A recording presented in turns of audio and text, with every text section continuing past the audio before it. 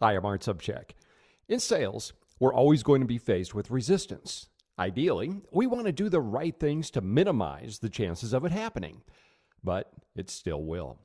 How you deal with it determines your success and the height of your attitude. Many sales reps either give up at the first signs of resistance or they react combatively and they argue with the prospect. Neither is a good strategy. Here are 50 ideas and tips that can help you help your customers and prospects when you hear delays, resistance, put-offs, blow-offs, and objections. Let's get started. When you hear an objection, respond with the non-adversarial statement, "Let's talk about that." Then proceed with questions to get them talking about their reasons for objecting. If things were flowing smoothly on the first call, but suddenly on the second call they're a totally different person, simply ask them, "Pat, the last time we spoke, I had the impression you loved this idea. What happened since then?" Number 3, if you hear price resistance, ask them, "Is it more of a money availability question or a value question?" Buyers usually aren't looking for the lowest price vendor. They typically want the least risk vendor. Determine how you can position yourself as the least risk supplier. If you hear the obvious brush off, "I don't think we need that," at the beginning of a call, respond with, "Well, I'm not sure if you do either. That's why I'd like to ask you a few questions." Next, remember there are no price objections, only value questions. Before writing off a prospect who you're obviously getting nowhere with, ask them, "Would you say we'll likely never do business together?" This might prompt them to say, "Well, never's a long time," which gives you a lead-in to more questions. Take each of your top 5 competitors and determine your main advantages over them. Then develop questions to get prospects talking about their needs in those areas. For example, how are you now adversely affected by the order fill rate that you're getting? Number 9, when they want to think it over, ask them, "In what areas are you still not convinced?"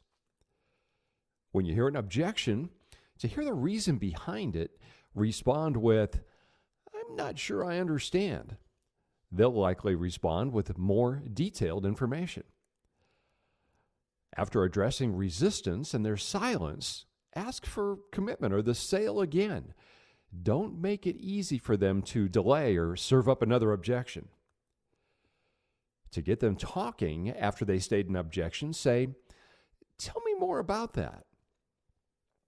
Next, the objection you hear consists only of the words which represent the symptom of the real problem.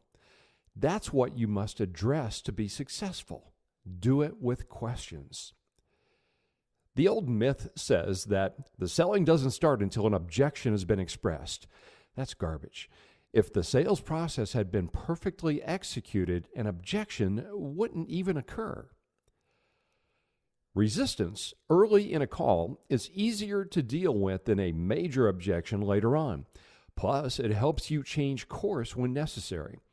So, ask for the resistance if it's there. For example, "What are your thoughts so far?" If there's a common objection everyone you contact usually brings up, mention it before they do, along with the answer. For example, "And you might be wondering if..." 17, get to the heart of the reason for an objection. For example, "It seems the real decision here is this, is," and then fill in the blank with the ultimate benefit they'll receive, and then continue with, "more important than," and then restate the objection. Never tell someone they're wrong, even if they are. Instead, take the responsibility yourself. For example, "I don't think I explained myself clearly here. Here's what I meant." Next, to help the indecisive prospect move, say this: "What would happen if you did nothing?" If they put you off with, "Call back in 6 months," verify that they're sincere about it. Okay, so what you're saying is that you are interested in doing business together. It's just that now is not a good time. Then find out what will happen in 6 months, making that a better time. Next, use the just suppose technique. For example, just suppose the money was in the budget. Would you go with it then? Here's a question to ask when they're comparing you to a discounter. What other expenses have you considered in the long term if you went with the lower priced alternative? Don't focus all your energy thinking of answers for objections. First, start with the many reasons someone might have for stating an objection. Work on understanding them, and then on questions to help them talk about those reasons. Another question to ask when they compare you to a discounter is, how long do you plan on keeping the unit? See, this helps you to amortize the difference over a longer period. Number 25, create urgency by pointing out what they're missing every day they delay. Pat, we've agreed that by using our system, you generate about another $100 daily in walk-in traffic. Those are sales you're missing every day right now. Don't send information just to get it out the door, especially with people who have no short-term potential. Instead, let them qualify themselves. For example, would it be worth it to send you information for your files just in case things change with you? If on a follow-up call they immediately say they haven't read your material yet, reply with, "Oh, that's okay. So as long as I have you on the phone, let's cover a few points." So take advantage of that opportunity. If a prospect says that your price savings wouldn't be large enough to switch, ask them, how much would you have to increase sales to generate the same net profit as the savings we'd provide over a year? Next, your marketing material doesn't do the selling for you. You do the selling for you. If the material did, your company wouldn't need you. Instead of blurting out why, which can sound argumentative, ask them, "Oh, what has led to that decision?" Next, in response to a send some information brush off, try, "I'll be happy to. Now, let's say I do and you like what you see, what's going to happen next?" Or, "Will you be ready to move forward at that point?" Initial resistance at the beginning of a prospecting call is pretty natural. It's a reflex instinct. And quite often prospects will say, "I'm happy with what we have," as an attempt to get off the phone. So be prepared with a question to get them talking. Keep in mind that objections are only symptoms of a larger problem. Unless you identify the problem, you'll never address the true concern.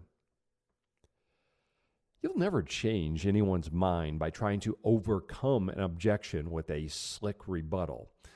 So the best you can do is to first get them to doubt their beliefs, and you do that by questioning. Here's another alternative to asking why. Apparently, you've got a reason for feeling that way. May I ask what that is? And then you can respond with, "If you weren't concerned with that, do you feel we could move forward?" 36. When you hear a price objection, try asking, "If price were not an issue for you, would this be the system you choose?" If you ever have to give concessions, we have to do that occasionally, do it hesitantly. If you give in too quickly, that diminishes the value of it. It might cause them to keep grinding away at you.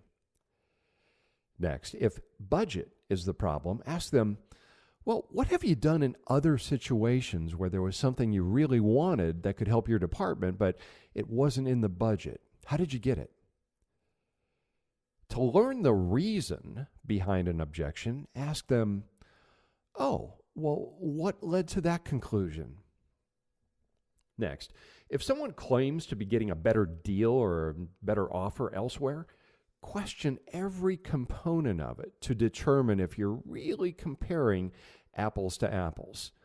And you can really determine if they're mistaken, if they're putting you off, or if the deal truly is better. Next, if they tell you to call back in a few months or so, respond with, "I'll be happy to. Tell me, what's going to make that a better time for you?" Upon hearing an objection, instead of mentally arguing with it, ask yourself, under what circumstances could that be true? This helps you understand why they say what they do. When a prospect tells you they're happy with who they're buying from, ask them, when you have to replace your products or return them, what are the main reasons? Now, you see, that gets them thinking about problems, things that you can solve. Next, paraphrase objections and resistance as questions to ensure you understand the situation and to position them as something to be answered, not overcome. For example, so what you're asking is if you'll get a return on the extra $200 you'd pay with our system. Is that the question? Next, questions and objections should never leave you at a loss for words. Every time you hear a new one, brainstorm 3 or 4 ways that you're going to respond next time. Write them down. Study them until they're committed to memory. Next, remember, people love to buy, but they hate to be sold. With sold meaning being pitched a product or service they have no need or use for. So help them buy to minimize or eliminate those objections. When your prospect is sitting on the fence after repeated calls, get them to move with, "So Pat, on a scale of 1 to 10, with 10 being the most interested, where would you say you are right now regarding my offer?" Next, if you hear, "I want to shop around," ask them, "Oh, okay, what will you be shopping for?" This might clear up any misunderstandings about what you can provide and maybe even cause them to forego the shopping and buy from you now. Next, learn the real reason for the resistance. You only waste time chasing shadows. So ask them, "If I understand what you're saying, this is the only factor holding you back. Is that right?" And finally, number 50, repeating their objection as a question can get them to explain it more fully. For example, "You don't feel you could use us this year?" And if it's not a real objection, that can prompt the real answer. All right, so there you have them, 50 ideas, tips, and strategies for dealing with those inevitable delays, blow-offs, put-offs, stalls, and real objections. And I know I went through these tips pretty quickly, and you may not have had a chance to write everything down. So I have a free ebook for you with every single one of these 50 tips, so you can see them in print, take notes, and implement them on your own calls. So to get this ebook right now, free, go to 50shadesofdelay.com. Again, 50shadesofdelay.com. Thanks for joining me. I'm Art Sobczak.